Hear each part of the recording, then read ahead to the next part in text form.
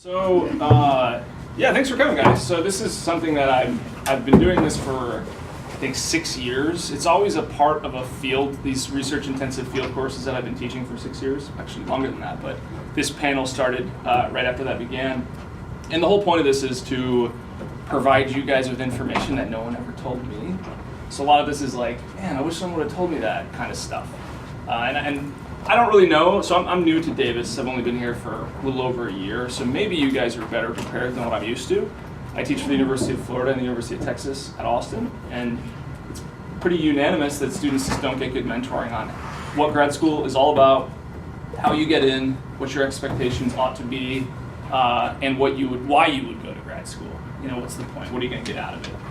So this is an opportunity, I hope, for us to have really candid conversation about it, and to greatly facilitate that, it really helps to have multiple perspectives. I'm just one person who's gone through this, so I brought 5 other people who have also gone through it in different ways, and so really what this will be is very organic, very loose. I have a very limited format and outline of the things that we will hit, but the whole point of this is so you guys get information that you find valuable. So if we want to go on some tangent about something specifically, that's totally cool. So please ask questions, interrupt us. This is a discussion. This isn't us talking at you. This is let's find out what we don't understand. And we may not have the answers for some of your questions, in which case we'll help you find them. So again, super informal. My hope is that you guys are willing to ask those questions that maybe you've been embarrassed to ask. But part of why I actually set it up the way I set it up, without just saying like, ask us questions, is that I wouldn't know what to ask in your shoes, actually. Like if I look back to when I was an undergrad, I wouldn't have known what questions to ask, knowing the answers now.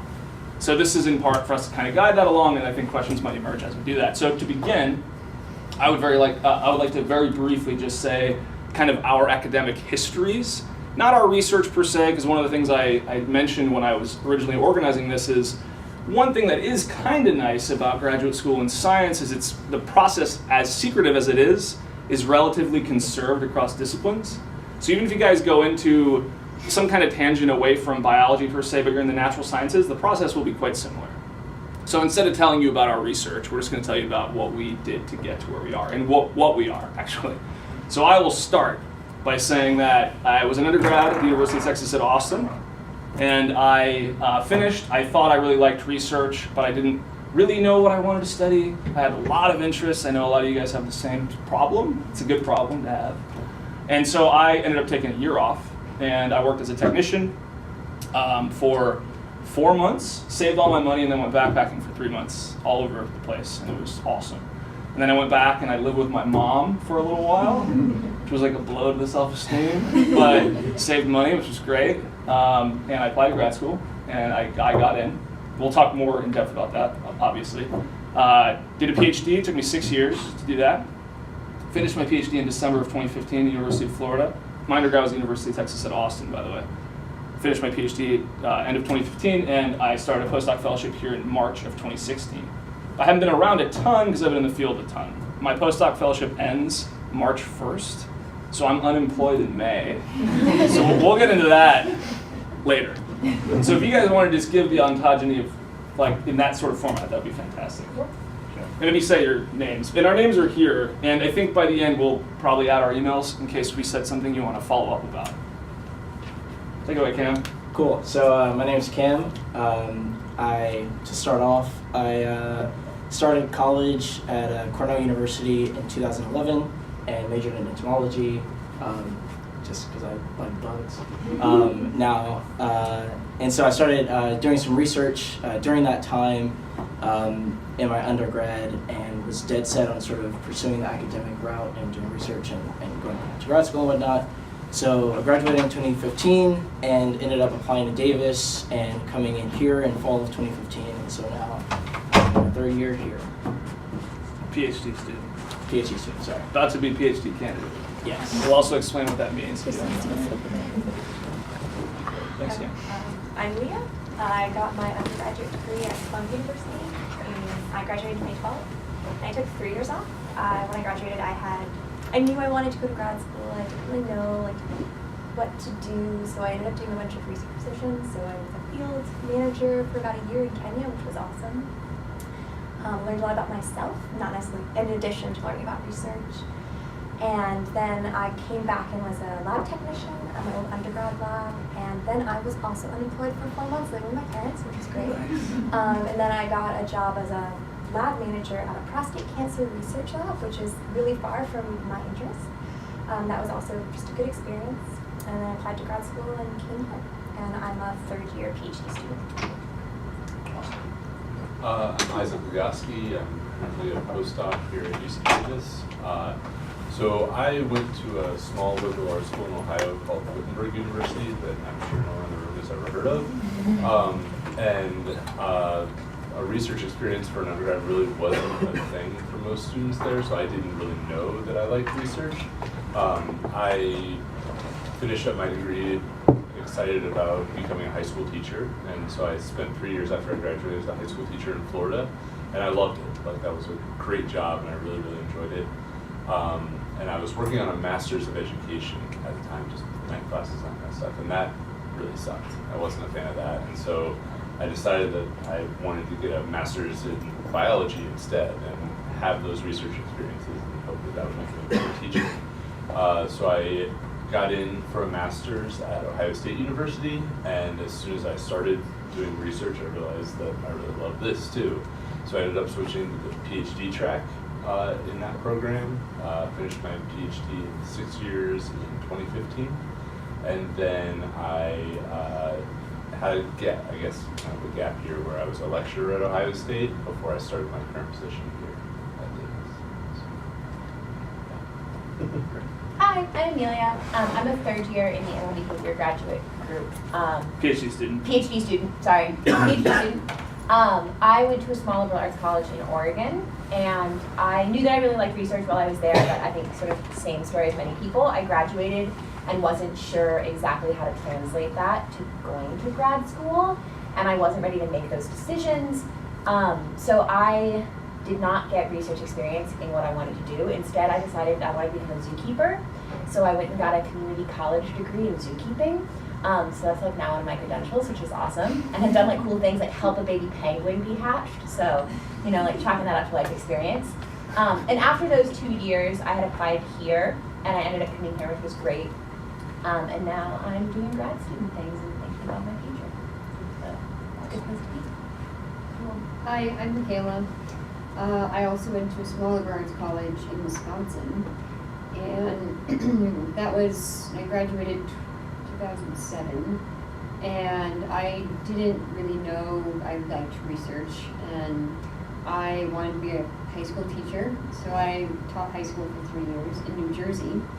I never really spent time on the East Coast, and that was fun to, get some life experience. I got laid off, and I knew that I wanted to try grad school.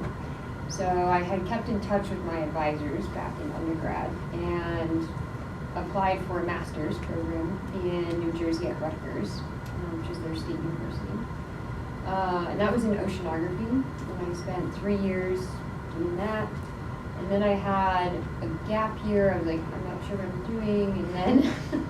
And then I applied for a lot of jobs, and I ended up getting a job at WWF, the World Wildlife Fund, in DC. So I spent a year doing that. And I never really wanted to do the PhD. I was kind of unsure, like, I don't know what I'll do for 5 years. But it was at that nonprofit where I worked with my boss and my boss's boss, who all had PhDs. And I was like, oh, I like your job, and my job is great for a short period of time, but I grew out of it really quickly, and I was like, oh, I want to be managing a project. I want to be kind of like working with people who are, leading in their field. So that's when I quit my job at WWF and I applied for grad school, and I came here. And I'm a third-year graduate student in the ecology program. Awesome. Mm-hmm. Thanks, guys. So what we're going to do now is we're going to kind of go through the sort of timeline of how this whole thing works, starting with should you even go, which is kind of a big one. So from this point forward, interrupt us with questions. And do me a favor, just tell us your name when you ask the question. It'll just be easier to put a face to the name and so on. And the same for you guys. If I'm going to kind of give like a skeleton layout in some of my perspective, but the most beneficial part of making this into a panel is that all of us have tons of stories about every part of this process. It's a crazy process. It's a journey. It's an odyssey.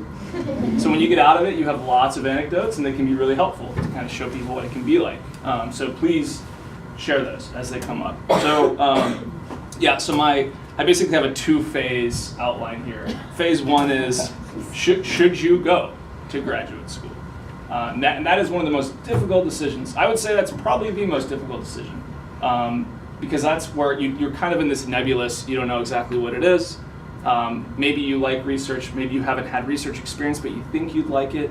And so I can give you my perspective and what I was told, which I wasn't told very much, and then what I kind of learned after that. And what I learned is if you think you'd like research, you probably want to get research experience, period, before you enter into a commitment that is graduate school. And there are exceptions to this, but it's rare.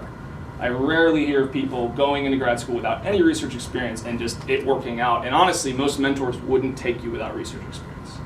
Is that a reason to freak out? No. You can get research experience. Even if you're about to graduate, you can definitely get research experience. There are labs that will take you as a volunteer. Probably everyone at this table, I'm not sure, but I know most of my friends in science, they work their way up. You volunteer in labs, you get paid nothing, and you do stuff that maybe isn't super exciting, but you start having conversations with the researchers about their research. And that's where you can really get things churning to decide, how much am I actually interested in these topics? Is this, are there things here that like just get me super excited? Like my PhD mentor used to use the term toes curl. If you're like, yeah, this is so cool, like I love this. If you find those topics, that's awesome. That's a great sign. Keep following that trajectory as it is revealed to you by getting a diversity of experiences. One of my biggest challenges with making a decision, and I know this is true because I've talked to some of you guys about this and I get some of the questions reflected this, you have a lot of different interests, right? And that's okay. It's okay to have a lot of interests. The thing that I will say is, if you are going to commit to something like a PhD, you need to have narrowed it down decently enough that you're certainly within a discipline and you have sort of a range of questions that are related, but you have a range of questions that you're specifically interested in dedicating years to. And I know that's really hard to comprehend because undergrad's only 4 and PhDs in these kinds of sciences can go up to 6 or 7 in many cases.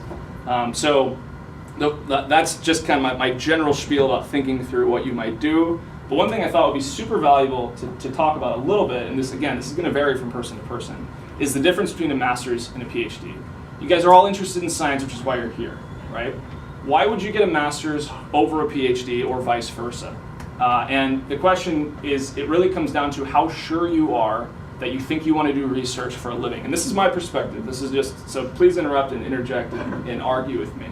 But the way it was explained to me, and I think this is true in my experience, if you're pretty damn convinced at this point that you love research and you want to be the person that gets to follow their research dreams, applies for their funding to make their research aspirations realities, that's what a PhD is for. So if you're sure you want to do that, that's a pretty good sign that you probably should go straight for a PhD. This is just one person's advice, but this is how I perceive it to be. If you are less sure, that's rare to be sure, by the way. So if you're sure, good for you. I wasn't sure, but I ended up doing a PhD anyway, and I actually would say that I'm super lucky that things worked out, because I was really green, and I was not very sure what I wanted to do. We'll talk a little bit about funding more in a little bit, but a big part of it is that PhDs are often easier to get funded, because you're basically a bigger return on an investment by the institution. You're going to be there for a while. Master's programs are typically 2 to 3 years. PhDs are double and sometimes significantly more than double that. So from the eyes of the institution, you can appreciate that they'd be more open-handed with funding to support PhD students. So that often pressures students into PhDs early. That could be bad, it can be good. For me, it worked out, but it doesn't mean it's going to work out for you necessarily. What can you do with a master's degree would be one of the questions I get a lot from students. And in my experience, master's degrees can be awesome because they can give you intimate experience doing something that you think you really like. And in many institutions, and you have to check the institution, but this is often the case that if you do a master's, and Isaac's an example of this, you do a master's and you really like it, you can up the ante and be like, I'm actually going to turn this into a PhD. I have a former student at University of Hawaii, she just did that. She did a master's for 3 years. At the end of it, she's like, I love this, I'm going to do another chapter. And in her case, that was all she had to do because she had done so much research at that point, and now she's gonna do a PhD. So there is this possibility of the upgrade, so to speak. So if you're not sure, it's a nice way to get some experience. The flip side to that, You can yeah, also please. do a master's at one school like you did, and then switch into a PhD someplace else.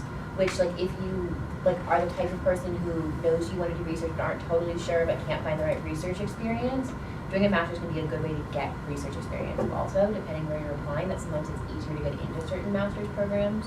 So it can also just be like another thing you do. It's not like once you decide to do a master's, that's necessarily your end point. That's a great point.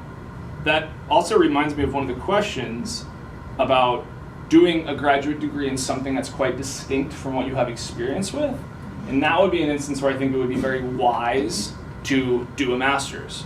Because if you have research experience, awesome. But if you're like, ugh, I don't love the research I did, but I think I like the concept of being able to do science that I dream up myself. I like the idea of it.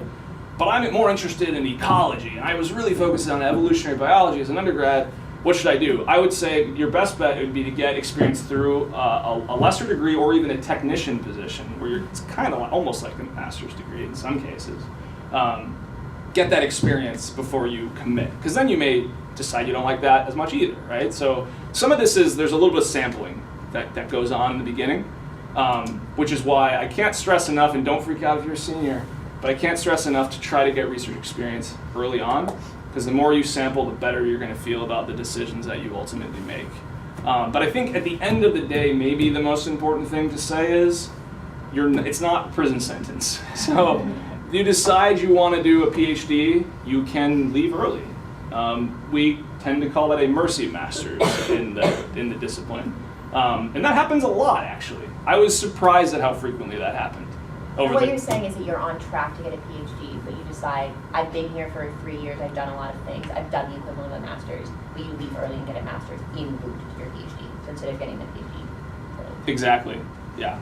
Thanks for clarifying that. So, and it... Sorry, yeah, I was just no, going to say, please. the name Mercy Masters kind of implies it's a negative thing. Like, many people do this most people do it for good reasons. Like, it's not like, oh, I'm going to get kicked out. Or, It's not like you can't hack it. Yeah, Yeah, I mean, you like don't for think many that. people, it's my dream job just opened up working for some agency or doing whatever else. I don't want to spend 3 more years getting a PhD. Like I'm out now, and that's people do that. So Yeah. Absolutely true. And I'll just echo that sentiment and say that this is actually something else we should say, and we battle with this, actually. Everyone at this table battles with this. When you get in science, as you get deeper and deeper into science, there is a lot of social inertia that is built up, and there is definitely a culture of expectation that you will stay in science. You will become a scientist. You will be a career scientist. You know, I think I have friends in the military where it's similar. You know, they went through OCS or they went to an academy and they're like, oh, I don't like the military, but everyone around me thinks I'm going to stay in, so maybe I should stay in. There's a lot of that in academia. People don't talk about it very much, but it's definitely there. And you guys may be feeling it. You're at a premier research institution. So those of you who have research experience might already be experiencing this. I cannot stress enough, you can't make a decision as monumental as graduate school, which is a good chunk of some of the most productive years of your life, for anybody but you. Don't do it for your parents. Don't do it for a mentor or your peers. Do it for you. And sometimes it takes a hell of a lot of introspection and self-reflection, maybe years away from academics, to discover it, that it's for you or that it's not for you. So we will talk about that too, just what a year off can be. But I just want to clarify a couple of points because you guys have submitted some questions and this kind of pertains to this. Someone asked if PhDs are mainly for academics and or research. And the answer, in my opinion, is yes, but there's a huge caveat there. Traditionally, so science is changing. And as you can appreciate, you guys are young, but you've probably seen that expectations get higher, like greater and greater every decade, right? So what used to be a college diploma is now a college degree, and what used to be a college degree is now an advanced degree. I think there used to be a lot. Scientists in their eyes, and even though she's not calling herself a scientist to other scientists, it gave her that, that credibility that made her able to do what she wanted to do. And the skills that you pick up during your PhD are definitely transferable, right? Great point. You learn a lot of stuff during your PhD about yourself, and then also sort of some mechanistic skills. So things like dealing with data, actually, thinking of a project, going through in your head and mapping it out. Every which way can go wrong, and you'll learn that you missed something that could go wrong. And working with other people, even sort of social skills, despite the stigma of being a scientist and not talking to anyone, you do sort of learn how to navigate and network and talk with other people, your colleagues and peers, as well as people that are step above. So don't think that if you go sort of through the PhD track that you are unhireable in any other sector. That's definitely not true. I also think that getting a PhD is a lot of work, but part of my deciding, I was really intimidated because I think that a lot of people, when I was thinking about getting a PhD, told me that if you don't know what you want to do for the rest of your life, getting a PhD is not for you because it's like so much work and you don't want to get tied down to that. And that was really intimidating to me because I wanted to do a PhD because a PhD sounded fun to me. And I do find that as a PhD student, it's a lot of work, but it's also just it's a great way to spend my time. This is what I want to be doing right now, hands down. This is the job that I want to have.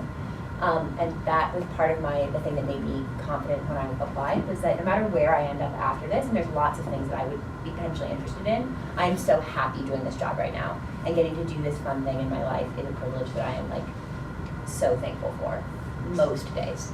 Did you have a question? I do have a question. Yeah. How important was your undergrad degree to applying to grad school? Because I know right now I feel like I'm in a very specific undergrad degree in oceanography. But let's say I was in the lab and then I actually like microbiology or something else. Can I still go into a grad school in microbiology or another science, even though I have an undergrad? I think the answer is absolutely, but yeah, you guys want It depends on the grad program that you'd be applying to. Different grad programs have different course requirements. At Davis, for ecology, there are a lot of course requirements, and someone who applies to ecology who is an English major has a lot of courses to take, and they might still accept you, which just means you have to take a lot of classes. But I think if you have Once you get here, yeah.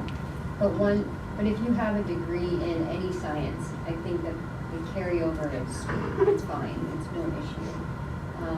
And I know that there are lots of people at Davis in different grad programs that majored in history, and they're in a genetics program, or they majored in English lit, and they're in a critical behavior program.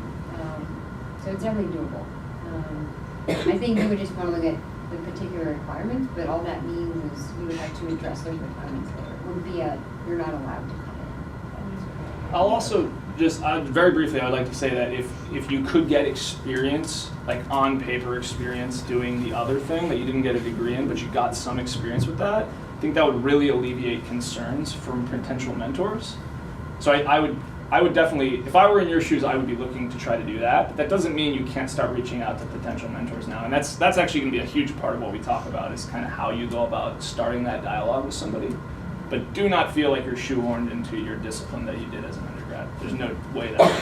I think that from Davis students, I often get the opposite question. Is oceanography too specific? But that should I be entomology or should I be wildlife biology with a focus on entomology?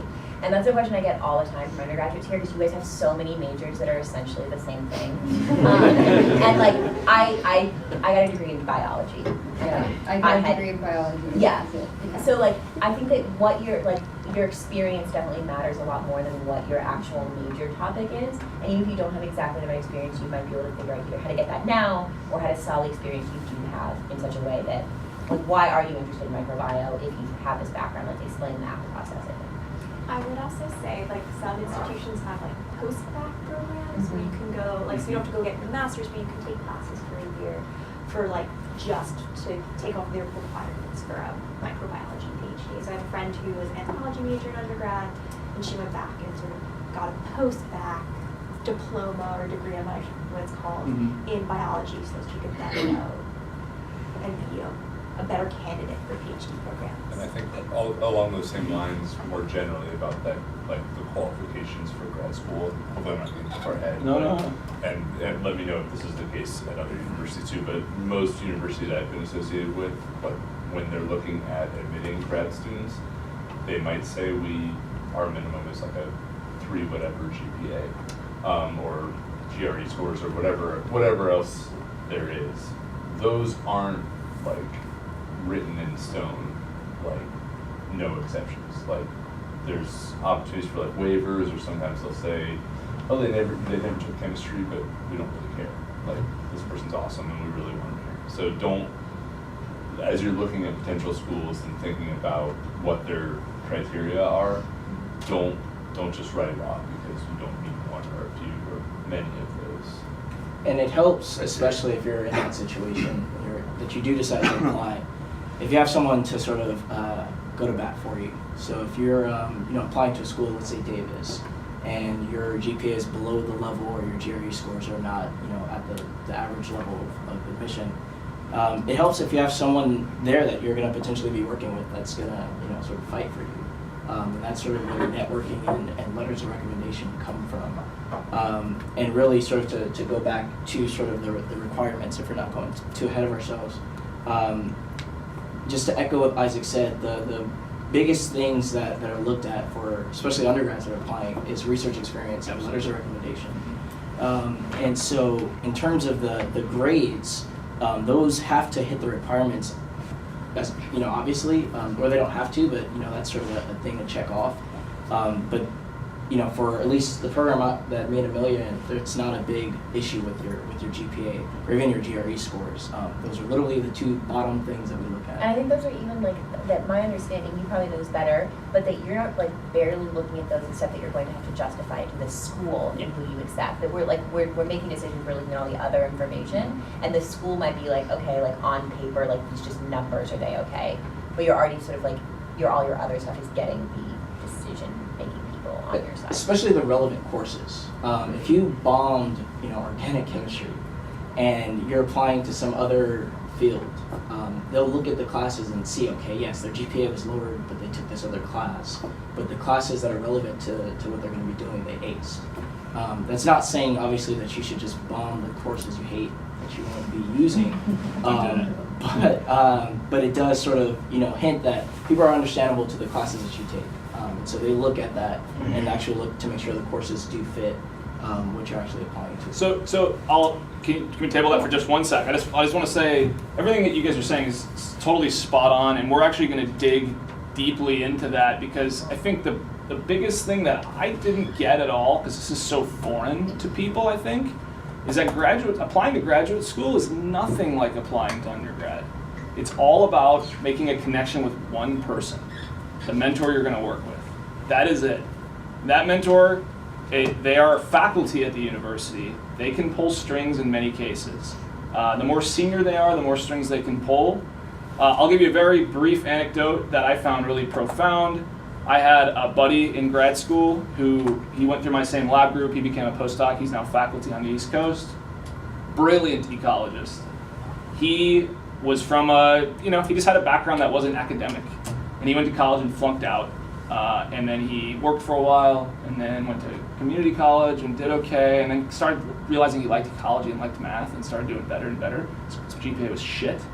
He did not have the credentials on paper, but he loved research, and that was clear. He got research experience, and he befriended people that could eloquently speak enough to his quality as an applicant that he was accepted as a PhD student at the University of Florida despite not meeting those on paper expectations, and he's awesome. He's one of the best scientists I know. So this stuff is possible. Don't write yourself off because you screwed up and flunked a class and your GPA is not as good as you think it ought to be. Research experience, whoever said it, is key. That is absolutely key. And getting these relationships will help tremendously. If you're in a lab that there's a lot of students working in it, make sure that the people you're working with know who you are and know how interested you are in this stuff. Be inquisitive. If you are inquisitive, make it clear to them that you are. Build those relationships because that's invaluable. So I totally agree, but I just do want to highlight that I got in without any research experience. Granted, it was a master's program. I haven't actually asked my advisor, I don't know if I want to know, but whether I would have gotten in as a PhD student, but like if you're a senior getting ready to walk, like don't think about flunking classes to have another year here. So can we take one step back, because this is something I actually meant to do a little bit earlier. If we could just spend 30 seconds or even up to a minute, but not a lot of time, if each of us want to say why, because I think Amelia she really nicely said, I loved doing research. That's why I decided to pursue a PhD.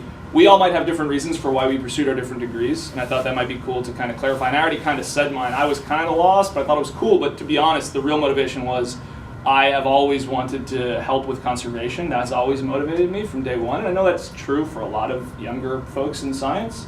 And so I was super attracted to the outcome of science, the fact that science could inform sustainable policy. That was enough motivation for me, and I thought it was fun enough.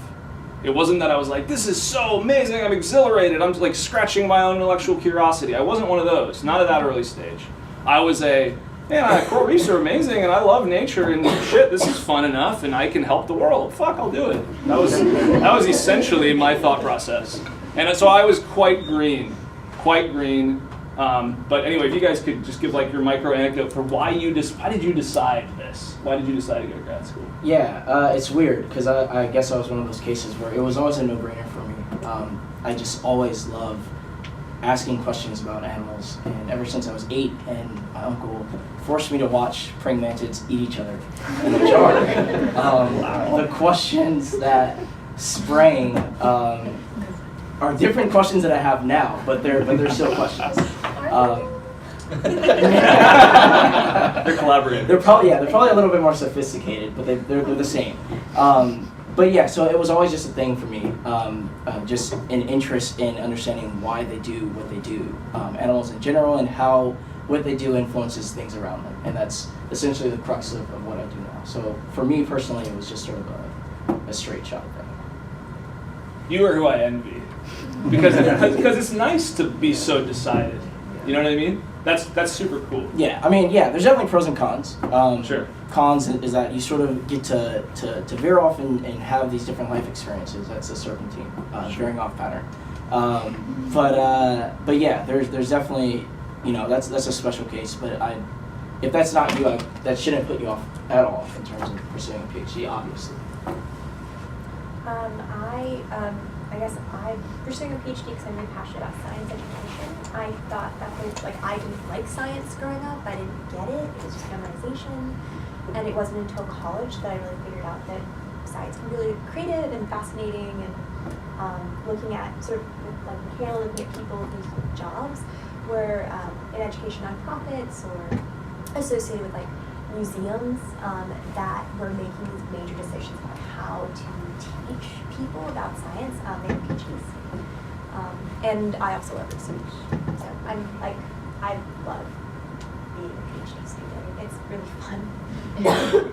But it's stressful. Well, I started because I wanted to get a master's and become a better teacher. I stuck around because it was a ton of fun. I really enjoyed it and still enjoy it. Kind of echoing something Amelia said earlier. So right now I'm we'll get into this later on, but right now I'm at the point where I'm looking for faculty positions, and I don't want to spoil it, but the job market sucks. But with that said, I wouldn't change a thing about what I've done. So even if I don't end up doing something that I need a PhD for, I've had a blast doing it. I'm having a blast as a postdoc now. It's a fun path. And just to say this, the next thing I'm going to have you help me do, once you two tell your bits, is what it's like to be a grad student. Because I didn't understand that either beforehand. Anyway, go ahead, Amelia. So I already sort of told you why I started, but I was working at the zoo when I applied, and I loved working with the zoo. It's a really fun job, but I also was often frustrated because there were other things I wanted to ask and other things I wanted to know. And I was like, ooh, I want something other than this. I want something where I can really like think those big thoughts and like can justify going for a walk and like thinking those big thoughts and being like, check, did something productive today. And so for me, it was really helpful to have done something though that was much more of sort of like a traditional job, working 9 to 5 and ended at a certain time, because I realized that wasn't something that I wanted. So for me, like even though I knew I liked research before that, I definitely needed to know the other option. And so I think that we definitely sort of push like, oh, get all the research experience you can. But I know that for me it was also helpful to get something that was not research experience, to realize like what are my options. Because I think that when you're in college, it's really easy to only see academia as the option. But there are other things out there, and it can be good just to sort of sample a variety of things to see like, maybe this is something I love, maybe it's not, but it's good to know. Yeah, to answer that question, I'm not sure how far back to go. I study fisheries management, and I grew up in a fishing town, and I have 2 siblings who are fishermen, and I was never going to be a fisherman, like, I'm just not going to cut it. And I didn't think I was going to go to, I thought there was like maybe a 70% chance I'd go to college, but wasn't quite sure. But in my hometown, where I just was floored that fishermen would hedge their bets. They would buy fishing boats, permits, millions of dollars, betting that the fish would be there next year. And the ocean seemed like this vast unknown, right? How do you count fish in the ocean? And fortunately, there were some family friends who are scientists, and they worked on this problem, and I was like, you are magicians. How do you do that and my family and my friends' families relied on their information. And I was not like the best math person, but I liked doing it. I was never the best science person in grade school and high school, but I liked doing it. And eventually I was like, well, I want to work for NOAA, which is the Federal Management Agency for Fish. And I knew that I would have to go to grad school at some point for that. But also, to be honest, like there was a bit of social status with being a scientist, at least in my immediate family. And my sisters who are fishermen definitely have status for being fishermen, but it was like put on a pedestal. Like if you go to no one in my family has gone to grad school, so they're like, oh, that would be amazing if you did that. So that was also part of the motivation for it. And I didn't know exactly like what my research was going to be, but I knew that I wanted to work in the fisheries management world. That's why I applied for grad school. Great. Okay, so the next things we're going to do is I'm going to kind of describe what I think grad school is, what it's like to be a graduate student, and you guys can chime in and tell me I'm wrong, giving you my perspective. And then we're going to talk very briefly about gap years and what it means to take time off. I know that's a big interest. I feel you. I was interested in that too when I was in your shoes. And then we're just going to go through sort of the ontogeny of applying and things that you really ought to do to prepare and to come across as mature, someone who did their homework and is serious about science applicants. So I'll start by saying that my recollection of graduate school when I was an undergrad was that a lot of grad students seemed miserable. Like they seemed overworked and underappreciated, and like they just were constantly stressed. You know, I was a volunteer in the multiple labs, and I had fun, man. You know, I was kind of doing my thing, and didn't get paid at first, but then I got paid like $8 an hour, which is not a whole lot, but it was nice. And you got these grad students, and I knew that their salary was all rolled into what they had, and they seemed miserable. I never really got that. And to me, it looked like they weren't really doing anything. Like it looked like they were just like sitting there being unproductive. Like it was weird, super weird. And I actually didn't really find out what grad school was until I did it, which speaks about me a little bit, like my willingness to just do something that looked miserable that I didn't know anything about. But the reality is this, as a graduate student, even if you're a master's student, you are pushing the boundaries of science forward. There's an incredible amount of smart people that have come before you and are working alongside you on problems, and you're trying to find new answers to those problems. So that's a tall order. And when you're a master's student, this is actually one of the dichotomies that I think was really valuable for me in my head to try to distinguish masters versus PhDs. Masters, you get more help usually deciding what they're going to be and what your approach will be. You typically get a fair bit more help in a master's, and it's highly variable. But generally, master's advisors will kind of give you a skeleton of a question and kind of give you a skeleton of an approach, and you flesh it out. That's typically, in my sampling, that's typically how it goes, but I've seen it across the spectrum. I've seen people who got everything handed to them and then got micromanaged, and they were like kind of like a volunteer undergrad, which was unfortunate. They didn't enjoy it. And then I've seen my fiance, for example, she was completely laissez-faire. Her advisor didn't advise her, so she was kind of miserable because she was terrified and got kind of thrown into the ocean, literally. She was a marine biologist too. She does art now, by the way, so we can talk about that later. But I should have brought her to talk to us too. But there's a wide spectrum, and that's true for PhD as well. But what we do day to day is something that's kind of hard to perceive because you probably have never done this. I didn't when I was an undergrad, even though I was heavily involved in research. And I did 3 study abroad programs, all research-based, I did a lot of stuff. But I never was in the hot seat of having to come up with either a new question, which I think is the hardest thing, or a new approach to how to answer a question, like on my own. So when those kids are, at the time they were older than me, but now I think of them as kids. When those grad students were banging their heads at their desk, it's because they were trying to figure out, they were thinking deeply, just like Amelia said, like these deep thought moments, those become somewhat inescapable once you get deep into this rabbit hole of science. And that's a good thing or a bad thing. Some people they don't like it. They decide they don't like it and they leave, and that's fine, that's great. It's great to know yourself.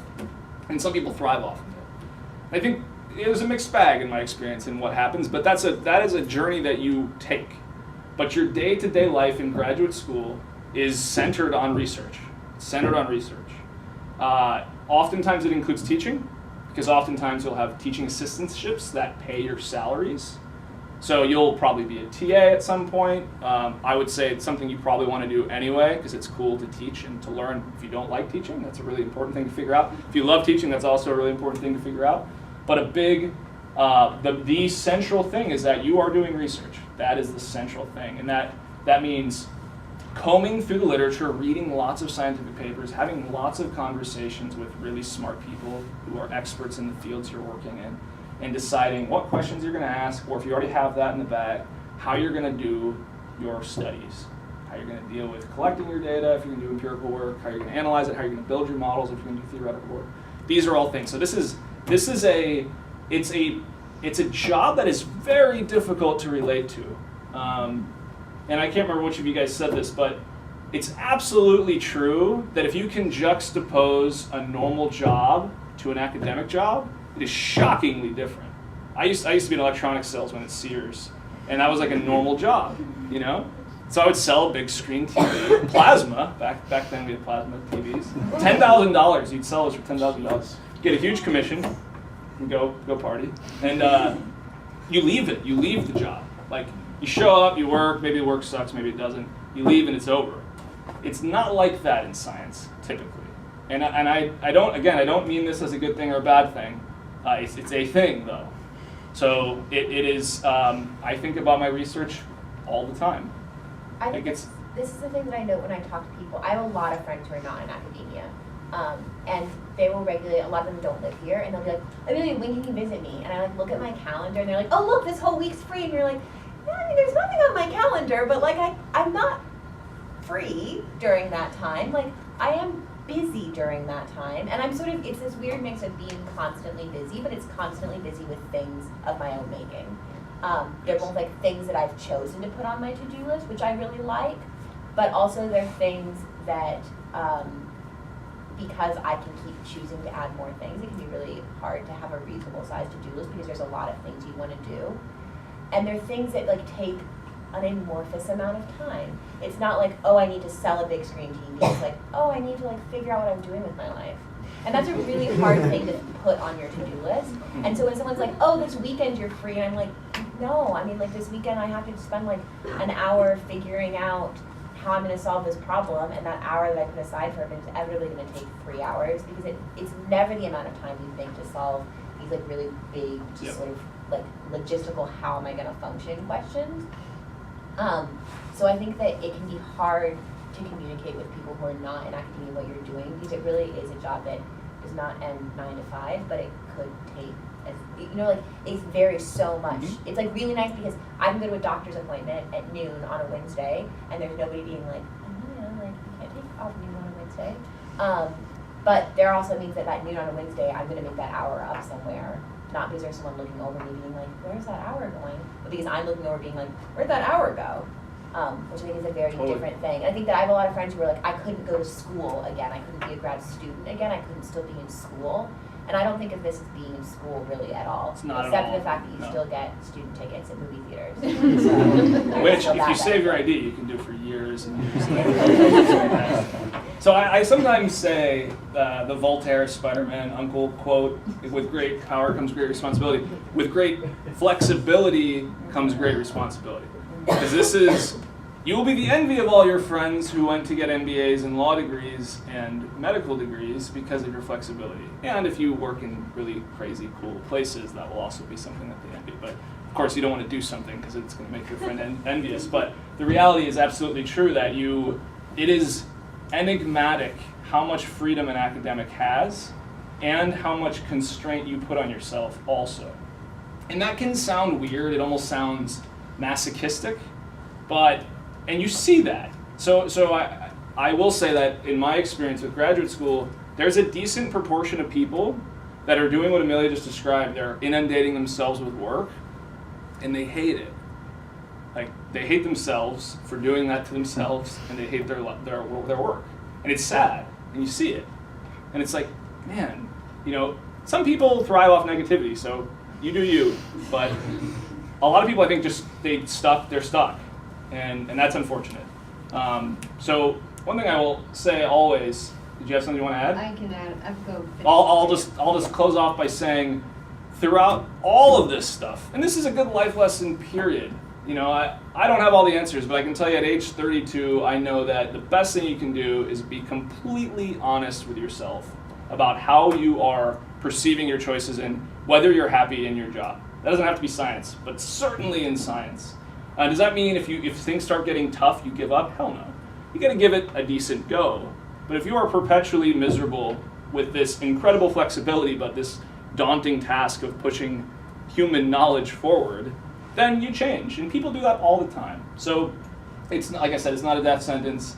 It's not a terminal decision to get into science. But know that it is extremely different probably than anything you've done, unless I have come across undergrads that have spent a ton of time doing research, and they're like grad students. They've lived at least a chunk of this. Did you have something? But yeah, I wanted to just mention that there is this, we work all the time in academia, and we're kind of never off, but I've noticed that my productivity plummets if I work all the time. Absolutely. And it's more my mental health. And I, my friends or my family thinks I'm still in school, which technically I am, but I don't treat it like school. Like, I'm not cramming for exams, right? I'm not staying up till midnight studying for something. And I work normal hours as best I can. I exercise every day. I meet up with friends for dinner, and everyone has their kind of flow, and that's fine. But before grad school, when I was a high school teacher, I worked way harder. Like, more hours. I was going to bed at midnight, waking up at 5. This was terrible, and I did that for 3 years. And then in grad school, I worked hard, but over like a condensed number of hours. And I think I just got better at, trying to be smart about what I was doing. But yes, we work a lot. But really, I think the most productive people that I know aren't working till 10 o'clock every night. And that's like, it's not something I knew before, and like I learned that about myself in grad school. I think everyone can figure that out. Yeah, I think that's one of the biggest things is figuring out how you work most efficiently. Like, I'm not working late at night either, and like I realize I'm way better in the morning, so I do that and do other things too to make sure I'm staying safe. Yeah, the balance is definitely key. You do have to, I mean, there are times where you have to make sacrifices, right? And hone in on your research question or getting some manuscript submitted or something, whatever. But there are times where you need to, for your own sake, go do whatever it is that you like to do that's fun and legal, and do that to sort of get away from the hardcore science.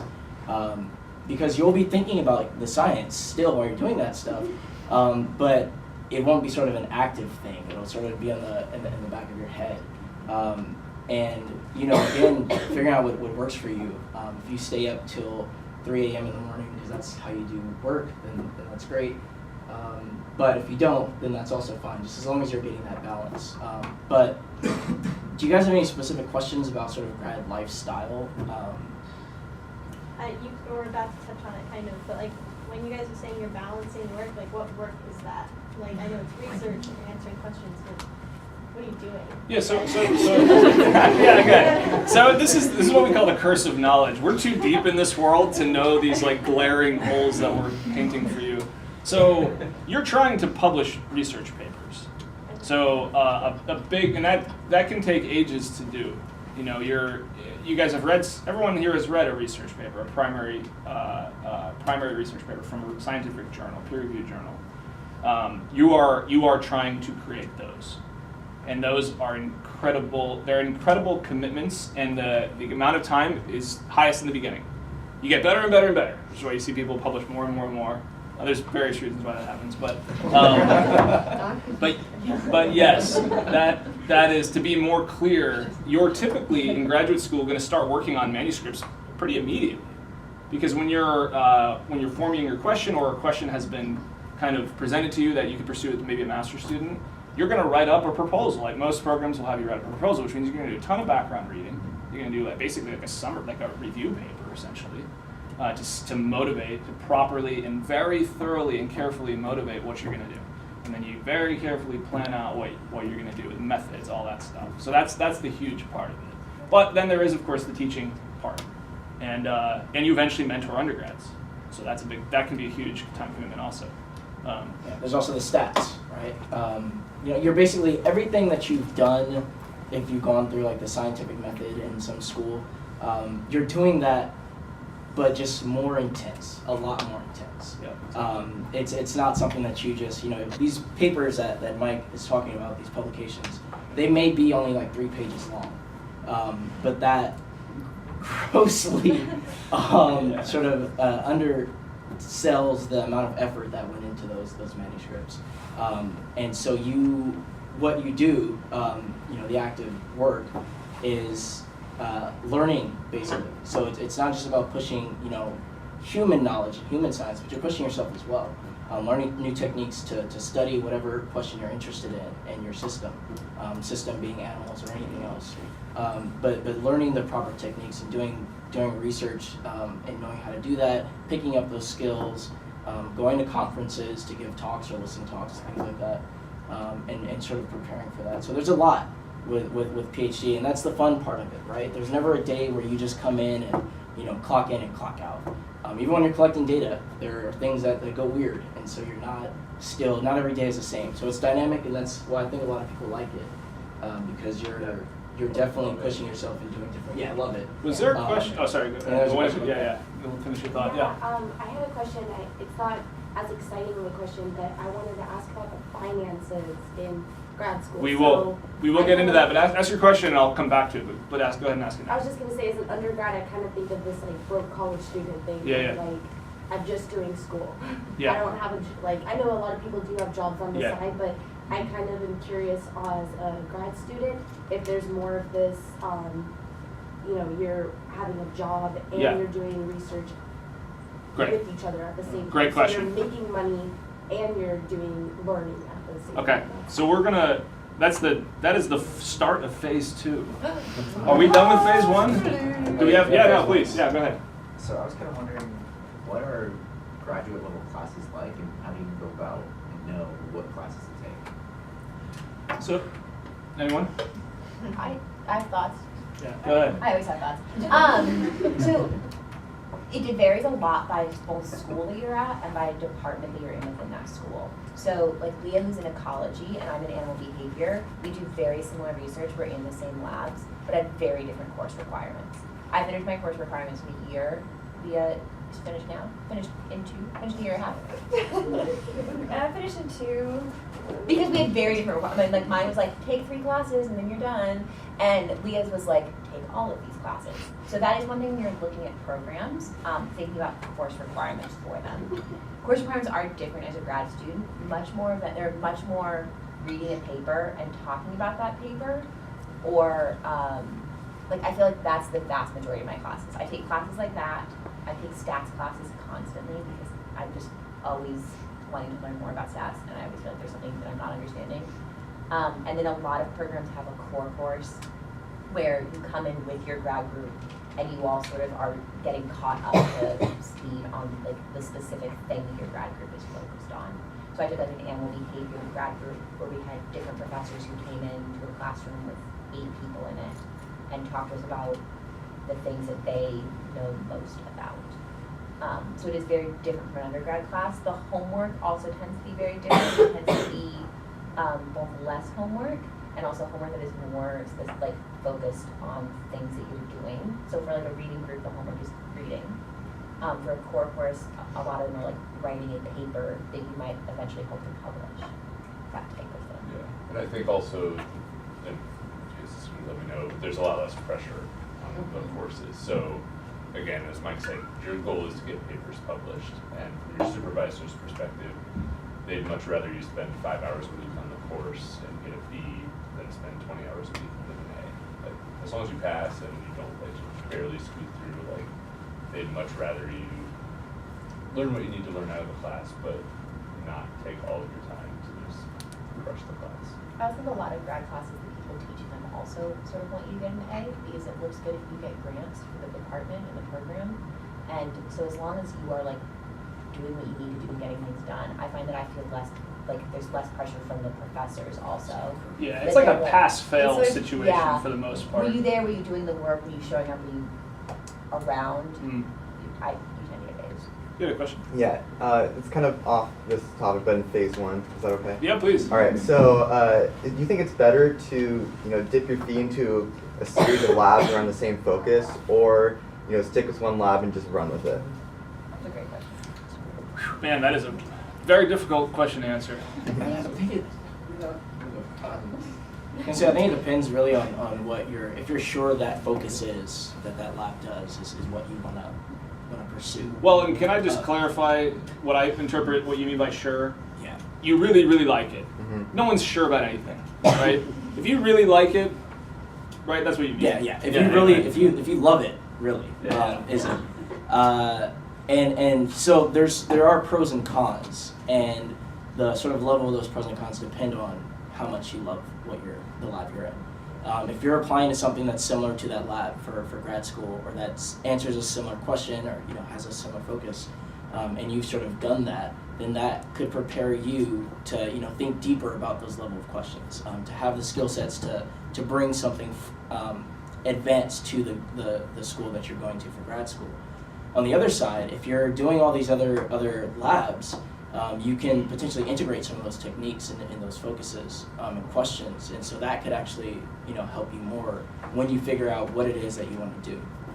So that's sort of some weird. It's general advice because it's very specific to how much you love the lab that you may be in, and other sort of related stuff. And I think when you say how much you love the lab, that's a really good point. That it's not just how much you love the material, but it's whether the lab is a good fit with you. Just something you should think about with grad school also. But even if the lab is exactly what you want to do, but the mentor is not giving you the guidance that you need, you're not getting the opportunity, you don't think they're going to write you the letter of recommendation that you need, that's also a sign that even if you love the material, that maybe it's that you might want to do something else to get those other aspects taken care of. Yeah. Did you have something you wanted to say? I agree with everything. Just as someone who reviews grad school applications for my program, having really strong letters is key. And if you can get strong letters from multiple lab PIs, great. But if it means that you're focusing your energy and getting to know, building a relationship with one person who can write a really good letter, that is pretty valuable. But not to say that there's reasons to bounce around. So. Do we have any other questions? Yep. My name is Jade. I recently graduated. Oh, we forgot the name rule. my- Thank you. Thank you. I'm taking a gap year/years, and my question is kind of related.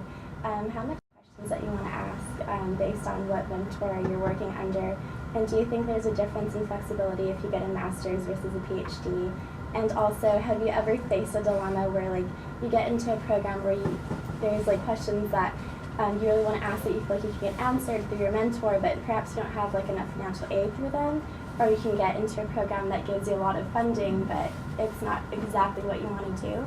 And if you face that dilemma, like how did you make your decision? Okay, so we're going to talk about great questions. We're going to talk about funding. I keep putting it off, but I promise we're going to talk about funding because it's hugely important. But I think the short answer, and if anyone wants to add anything, you have the most flexibility as a PhD for asking questions.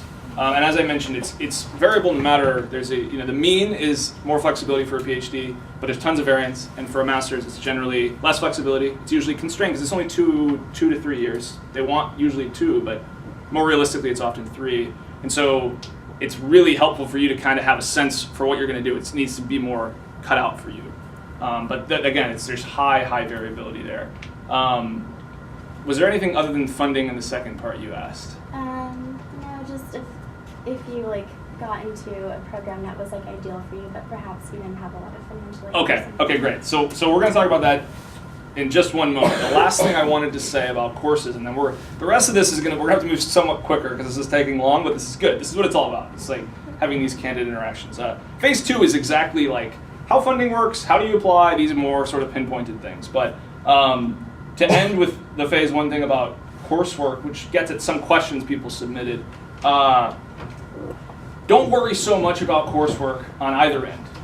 And what I mean by that is, if you didn't do very well, and a lot of people freak out about statistics and math, and I get that. I thought I hated math and stats as an undergrad. I think most undergrads think that. Stats is so boring. You're kind of weird if you like statistics or math. I envy you if you like statistics and math as an undergrad, but if you're anything like the rest of us, you're terrified and don't like it.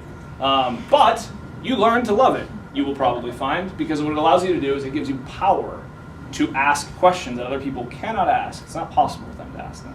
So that's really cool. You get those skills as a grad student.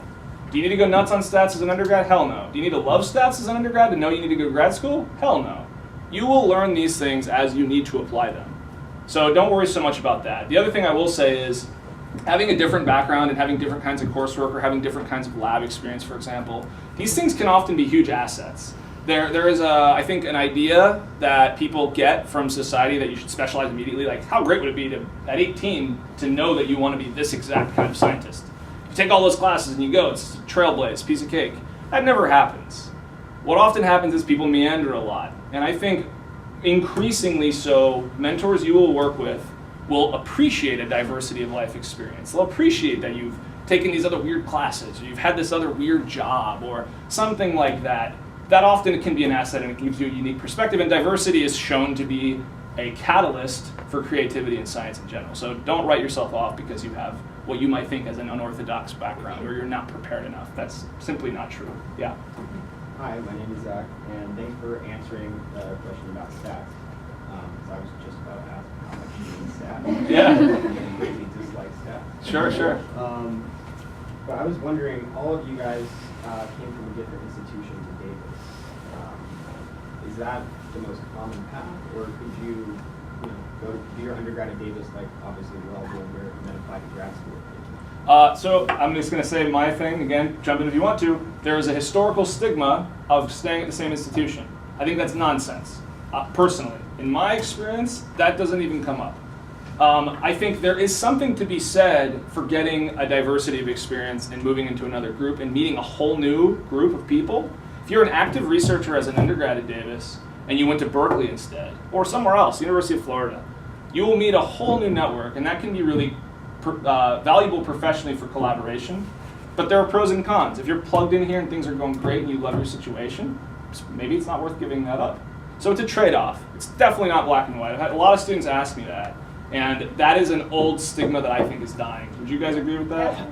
Free ecology and animal behavior year, places like Davis are really good schools for those things. Absolutely. And so I sort of think that, like, if you're going to a top school in the program, there's less stigma for staying at the top school of the program than if you were sort of at a lesser school Absolutely. and stayed at the lesser school. That's a great for point. That thing. That's a Yeah. great point. So on the admissions committee for animal behavior for this year, we have, I think, 2 students that are actually at UC Davis that are coming for our interview weekend.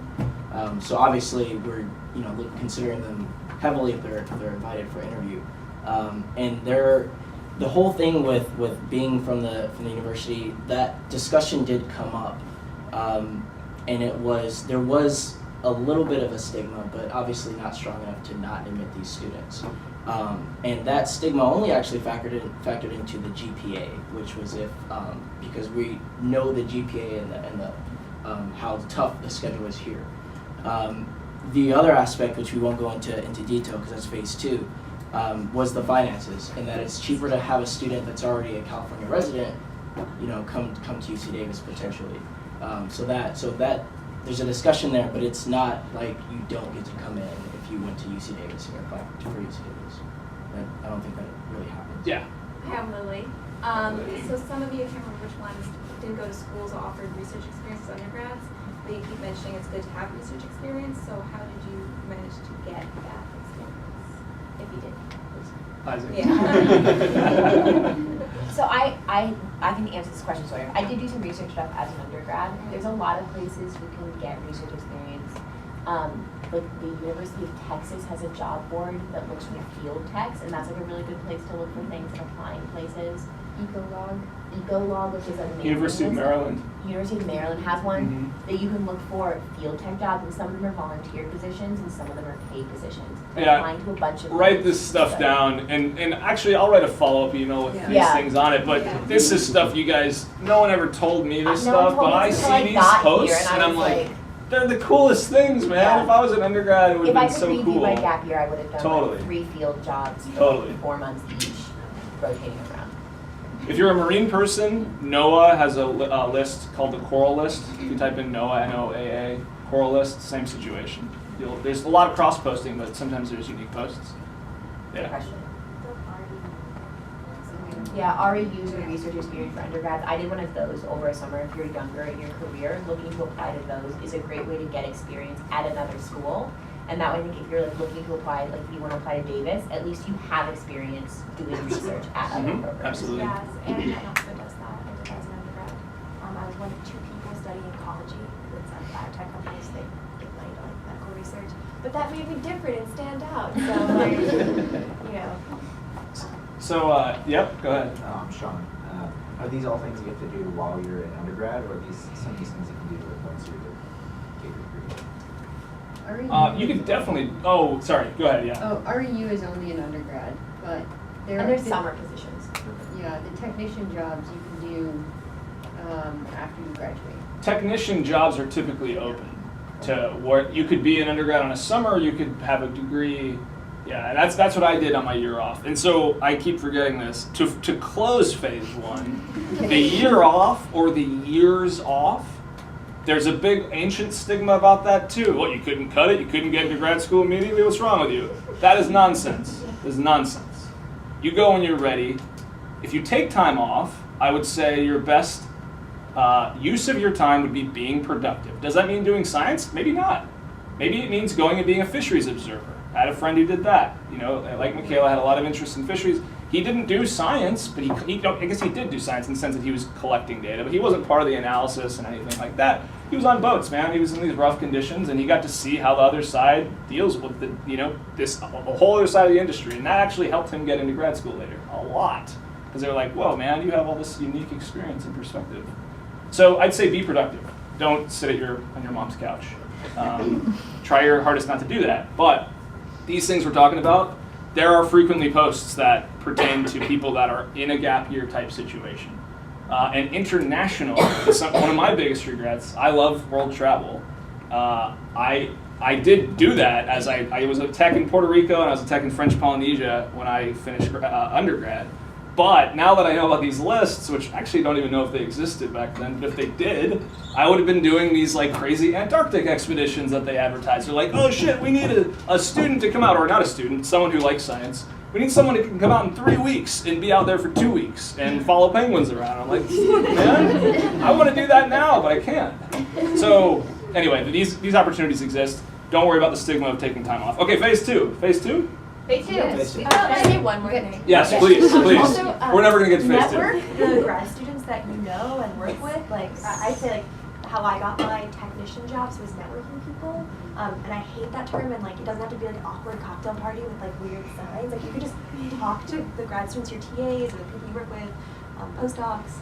They're the ones that like told me the people to get in contact with, that got me the volunteer positions, like, doing the things that I wanted to do. Like I wanted to work with X. Or like I worked with a grad student here who I'd never met her before, but I knew she wanted to work with spiders.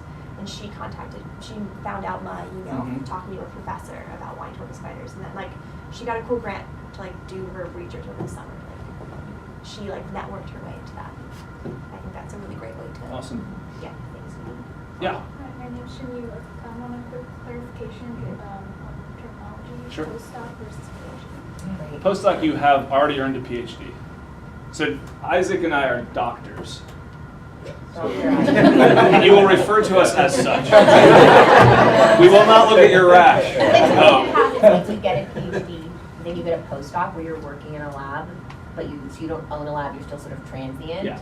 But are like working somewhere, typically someplace else, like other than where you did your undergrad, and then after that you'd be looking for faculty positions. That's right. So a Or another postdoc. A PhD is a doctoral degree. A postdoc is a postdoctoral research position. How long? They are highly variable. highly, highly, highly variable. Sometimes forever, actually. Other postdoc. So like Mike and Isaac are postdocs here and here for 1 to 3 years or something. That's the typical length. But if you go on the job market and you can't find a faculty position, or someone will purposely look for another postdoc. So you don't advise students formally, you might advise students informally, but and you move to another university and you work in someone else's lab for another 1 to 3 years. So a lot of it depends on what you want to do after grad. So Mike and I both want to be professors and do faculty. Kind of the postdoc is kind of the limbo before that. No. We're both looking forward to it. But How before some storm. Yeah. So unclear what that basically, storm is. we're both on 2-year grants, and then we're trying to find. We both applied for faculty jobs, but we're both finding other postdoc positions or research positions that can fill in that gap until the research or the faculty position hopefully happens. So let me just say this. We only have 11 minutes left. So check this out. We should do another one of these because this is really. I mean, have you guys been learning, and is this useful for you? Yeah. So I think we should definitely do another one of these because this has gone really well. And I normally have a much smaller group, and we can get through things a little faster. But we're talking about stuff because you guys are bringing up lots of good points and you have really good questions. We're going deeper, which is good. Having a discussion about what happens once you have an advanced degree, specifically a PhD, would be the one to speak to Isaac's alluding to the fact that the job market is a mess. That's something we should talk about, but we need to give that enough time. And we don't have time to talk about that this session. But let's set up another one, and we'll do this not all over again. We will start in phase 3. No, we're going to start in phase 3 because we're going to get through phase 2. We got 10 minutes to get through phase 2. Can I just chime in? Sorry, go ahead. No, there's only 2 phases. But phase 1 is intense, man. So go ahead. Yeah, I just want to chime in just so that you guys don't think I'm actually pessimistic about this. Yes, the job market is tough, but let me reiterate, I wouldn't change anything about what I've done to this date, and honestly, I am pretty optimistic about the job market. And I'll second that and say that if you go to YouTube and you type in Alan Watts quotes, there's some super inspirational videos of Alan Watts doing a monologue, and one of them is all about if you truly love what you do, you will be able to make a living out of that thing, and I believe that. And that's actually always been true. The things we're talking about, the job market sucks. The friends of mine that left academia, the job market did suck, but the ones that left didn't want to be there.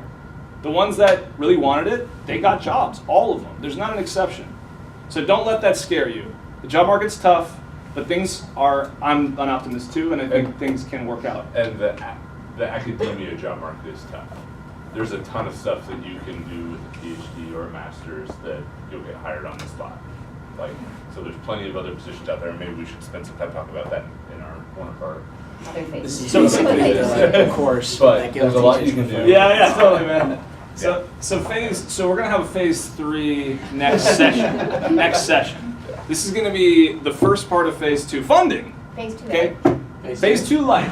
This is a preface. This is a preface to proper phase 2. Okay. So funding. You guys have been asking about funding, which is really smart questions because I normally don't get that. Students that I deal with typically don't even realize that that's part of it. It is highly variable how these things work, but I'll give you my perspective again, jump in. You, as a graduate student, are typically going to have things paid for by the program. That's typically true. It's less true in masters. Masters are more variable, but there is this, for better or for worse, there's a paradigm that you shouldn't pay for grad school, you shouldn't take out loans for grad school. That's typically true in the natural sciences. There are exceptions. My fiance went to a master's program in Southern California, Cal State Northridge, and she had to take out some loans. And she worked also. And she didn't have to work a ton because she took out some loans. She didn't have to take a ton of loans out. But those situations happen. Should you avoid them if you can? I probably would, because why go into debt if you don't have to? Many programs are funded. So I don't know of an exception to what I'm about to say, which is PhD programs are funded. Meaning, when you're accepted, is this not true? It's top schools. It's top schools like this one and the ones that you guys went to, yes. But I applied to places where like only a certain subset of the PhD students they wanted were offered funding. Holy cow. And so, yeah. And so other people had to take out loans or work. Yeah, there's some like working part, like it was like a night school for them to get their PhDs. Holy I cow. have a quick question. So when you guys are saying funded, are you guys meaning the research that you're doing, the materials you need, everything? Are you guys Your existence. You are being funded to be doing To that? survive. So your existence. So here's typically how it works is, and Leah brought up a great exception that I'm not familiar with, so we can talk more about that. Typically what happens is you apply, if you get in, you get an offer, and they'll say something like, we're going to support you for often they'll say something like 4 years, and they'll support you beyond that in most cases. They'll say, hey, we're going to support you for 4 years. That also means you're going to teach for 2 of those years, or 3 of those years. That's part of the initial agreement. And that support comes in the form of essentially an annual salary, just like any other job. You're salaried, and typically insurance is part of that. Sometimes it's not. Again, these are things that are all worked out in the beginning at the institutional level. But when we say funding, we don't mean research. We mean living. Research funding is a different thing, which we can talk about. Did you guys want to say anything else about? Just, and tuition is typically paid. It's typically waived. Yeah. Yeah. Uh-huh. For your undergrad, paying for that back of FAFSA is like completely all over the place. But I know that there is, after you graduate, when you take out the loans, you have to start paying it back. Since you're technically in school still. Oh yeah, it freezes. It's fantastic. Yeah. Okay. Yeah, it's great. How much you got? Yeah, no interest. No, Stay in school. It's fantastic. One of the best things about You staying don't have to in. pay back loans. Yeah. In school forever. So again, we're gonna have. We can't end like this, but it ends in 5 minutes, and I know people have to run, and I appreciate that. So we are actually gonna end in 5 minutes, but we'll do it again. I would love to do it again. I'm sure these guys would be happy to come back. But just so you have some homework, funding goes beyond just that. So if you are able to get funding yourself, you have a hell of a lot of power, and it also looks damn good on your resume / CV. And so even master's students can apply for graduate fellowships. There are a bunch of different ones out there. The National Science Foundation has a predoctoral fellowship. It's very competitive, but people get them. I got one, you got one. Who else got one here? Yeah, so we're pretty good at. It's a decent shot. You have a decent shot. These guys are just not good enough. I'm just kidding. No, I'm kidding. So, but you apply broadly, right? And the other thing I'll say, and actually I told Isaac right before we walked in here that I was going to make this very clear to everybody, and I didn't ever do it. Don't take any of this stuff personally. Don't take any of this process personally. It's an intense process, and we don't even have time to talk about our horror stories about getting rejected, because that, I'm sure, has happened to all of us on some level. I got severely rejected in some cases. It may hurt your self-esteem, but don't let it do that. If you don't get the grant that you applied for, if you don't get the fellowship you applied for, there are thousands of reasons why you may not have gotten it that have nothing to do with your quality as an applicant. And that's also true for admittance into graduate school. So we will roll that into phase 3, but which we don't have time to talk about how you're going to approach mentors. That's a really important conversation that we should have. But the first thing I always tell students is you need to let the professor know that you have looked into funding. They want to know that you are on top of your game, that you are planning to apply for funding. That shows initiative, and that gets them excited, because if you bring funding to their group, that's great for them. They can reallocate resources to bring another student. You can have a stronger group. They can bring in undergrads to help you do your research. You can do better research. So funding is huge, and you absolutely want to get into digging into what your opportunities are and considering applying now. This is the time when you would start writing those deadlines down and thinking about those personal statements. There are a handful of fellowships you can apply for that are due, what month is this, January? Yeah, so most of these are due in October, November, December, sometimes January. So you got a lot of time, but that's great. That means you can get the jump on this and you can make a list. If you are if after phase 1, you're still interested in graduate school, you can make this list of funding opportunities, and that allows you to, like we keep saying, you get to kind of realize your dreams. You know, you can go to that crazy place. You can buy that crazy piece of gear that lets you do this thing. So funding is incredibly gives you incredible power. Can't stress enough that you got to think about that. I hate that that's true. Yeah. So this is like external to like what the university would be giving. This is external, because the university isn't going to give you research funds. The university is going to give you living funds, which sometimes they don't. Which I would try to avoid those programs, but if you can't, that's okay. You can make it work. But research funding is what we're talking about here. Research funding gives you incredible power and flexibility. You guys write your emails? Yes. Okay, cool. We'll be back, but you also, if you have questions that you want to direct at one of us, or if you have questions that you want asked next time, it's a great distraction from work to answer emails about things. Like, I feel so smart. I realized, like, whoa. So, no kidding though, we are going to do this again. And we'll compile these emails and the resources we talked about and send them out in an email. Yeah. So Oh yeah. No, totally. I can panic to get them done. I can throw those. Yeah. I'll send the emails out. Yeah. Is there any way, like, in that, when you're compiling all that information, to like have a brief description of what each of you are doing? Yeah, And sure. when I talk about Totally. Yeah. Absolutely. Yeah. If we would have done that, we would have never even made it to phase 2. But yes, we will do that. All right, guys.